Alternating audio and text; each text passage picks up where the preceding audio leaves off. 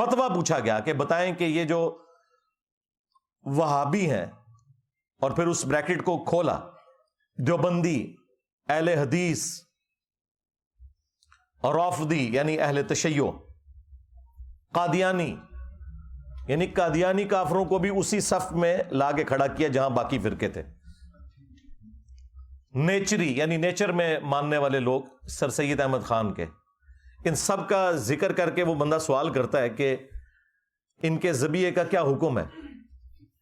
تو وہ اعلیٰ حضرت پھر قول زری ارشاد فرماتے ہیں ان ساروں کو ذکر کر کے، دیوبندی، اہل حدیث، وہابی، قادیانی، نیچری، رافضی، وہ کہتے ہیں یہ سب کے سب 1,00,000 دفعہ بھی اللہ کا نام لے کر جانور کو قربان کریں تو ذبیحہ مردار ہی رہے گا، اور یہ سب کے سب مرتد ہیں یعنی واجب القتل ہیں۔ شمشیر اعلی حضرت صاحب، تمہارے اعلی حضرت تو اپنے سوا سارے فرقوں کے علماء اور ان کی پبلک کو واجب القتل قرار دیتے ہیں، تم لوگوں کی یہ جرت ہے کہ تم آج آ کے ہم سے بھیک مانگ رہے ہو کہ جی ہم پہ بات کیوں کر رہے ہیں؟ اب تمہیں ہیٹ محسوس ہوگی۔ یہ اللہ کی سنت ہے کہ اللہ تعالی نے موسیٰ علیہ السلام کی پرورش دربار فرعون میں کی تھی، اور میری پرورش جو ہے وہ بریلوی خاندان کے اندر کی ہے۔ مجھے پتا ہے ہم یہی کچھ کرتے رہے دوسروں کے ساتھ، اس لیے مجھ سے تو کوئی چیز چھپی ہوئی نہیں ہے۔ تو میں نے پھر بھی کبھی کسی کو کافر نہیں کہا، صرف عبارتوں پہ بات کی ہے، یا جو ان عبارتوں کا جھوٹا دفاع کرتے ہیں۔ عام بریلوی، دیوبندی، اہل حدیث، شیعہ کو کبھی بھی کافر نہیں کہا، ان کے بڑے علماء کو بھی کبھی کافر نہیں کہا۔ اعلی حضرت میرے سوا کوئی اور بولتا ہے ادر دین بریلوی؟ میں ہی بولتا ہوں نا، تو رسپیکٹ کے ساتھ ہی نام لے رہا ہوں نا۔ اور پھر اعلی حضرت کے جو ملفوظات ان کے اپنے بیٹے نے جمع کیے، جو پہلی جلد ہے اس کو تو اعلی حضرت نے خود پڑھا ہوا ہے ملفوظات کی، اور اس کی شان میں ربائی لکھی ہوئی ہے، اور وہ ملفوظات کے اینڈ پہ پرنٹ ہوئی ہوئی ہے۔ مفتی اعظم ہند مصطفیٰ رضا خان نوری، یعنی جو انڈیا میں بریلویوں کے مفتی اعظم، 1981 میں ان کی ڈیتھ ہوئی ہے، جن کی وہ مشہور زمانہ نعت ہے تو شمع رسالت ہے عالم تیرا پروانہ، انہوں نے یہ ملفوظات جمع کیے ہیں۔ 3 سوال ہوئے ہیں اعلیٰ حضرت سے۔ پہلا سوال ہوا ہے کہ کیا وہابی دیوبند اور اہل حدیث کے پیچھے نماز پڑھ سکتے ہیں یا اپنی علیحدہ پڑھیں؟ انہوں نے کہا کہ نہ ان کی نماز نماز ہے، نہ جماعت جماعت ہے۔ دوسرا سوال ہوا کیا ان کی مسجد میں نماز پڑھ سکتے ہیں؟ تو جواب دیا کفار کی مسجد مثل گھر کے ہے، عام گھر والی اس کی ایک تقدس والا معاملہ ہوگا، مسجد والا تقدس نہیں ہوگا، کفار کی مسجد۔ یہ نیو ٹی وی پہ بیٹھ کے کہہ رہے تھے ہم نے کبھی ایک دوسرے کو کافر نہیں کہا، یہ ڈائریکٹ لکھا ہوا ہے کفار کی مسجد۔ خیر اعلیٰ حضرت نے یہ بھی غلط لکھا، کفار کی تو مسجد ہوتی نہیں ہے، کفار کی عبادت گاہ لکھنا چاہیے تھا۔ ہاں، اعلیٰ حضرت سے بھی بڑے اعلیٰ حضرت موجود ہیں نا جو ان کی غلطیاں پکڑتے ہیں، ان سے سیکھ کے۔ کفار کی مسجد نہیں ہوتی، کفار کی عبادت گاہ ہوتی ہے، ورنہ قادیانیوں کو مسجد کیوں نہیں لکھنے دیتے یہ لوگ؟ اسی لیے کہ ان کا موقف ہے کہ وہ کافر ہیں، تو ہم انہیں مسجد نہیں لکھنے دیں گے، وہ بیت الحمد لکھتے ہیں۔ تو پھر یہ کیوں کہتے ہو کہ وہابیہ کی جو مساجد اور ان کو لکھا کفار کی مساجد، یہ لکھا کریں کفار کی عبادت گاہیں۔ اور تیسرا سوال ہوا اذان، تو انہوں نے کہا کہ نماز اور جماعت کی طرح ان کی اذان بھی باطل ہے۔ ہاں، اگر اللہ کا یا رسول اللہ کا نام آئے تو آپ عز وجل وصلی اللہ علیہ وآلہ وسلم کہہ لیں، بس اس سے زیادہ کوئی اذان کا بھی احترام کرنے کی ضرورت نہیں ہے، نہ اذان کا جواب دینے کی ضرورت ہے۔ یہ مفتی حنیف قریشی صاحب کے اعلیٰ حضرت کا حال تھا۔ علمی پوائنٹ نمبر 2، وہ کہتے ہیں کہ حضرت علی حجویری المتوفا 465 ہجری، حضرت باجزید بستامی المتوفا 261 ہجری، حضرت معین الدین چشتی المتوفا 633 ہجری، یہ وہ بزرگ ہیں کہ جن کی بزرگی اسٹیبلش ہے اور اس پر اجماع اور عملی تواتر ہے،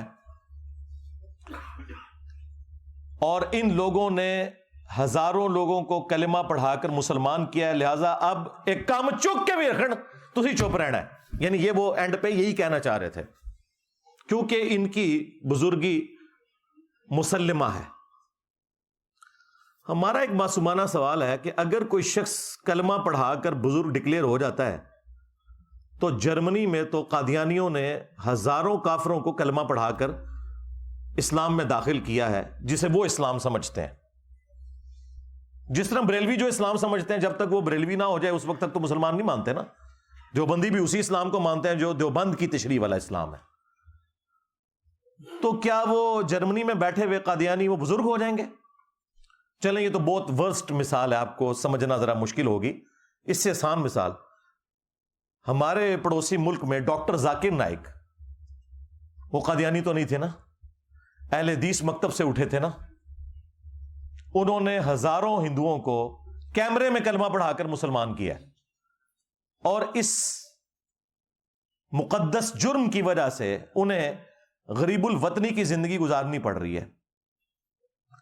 تو کیا بریلویوں نے ڈاکٹر ذاکر نائک کو ولی اللہ مان لیا؟ اس زمانے کا سلطان الہند مان لیا؟ ہند میں ہی کلمہ پڑھایا نا۔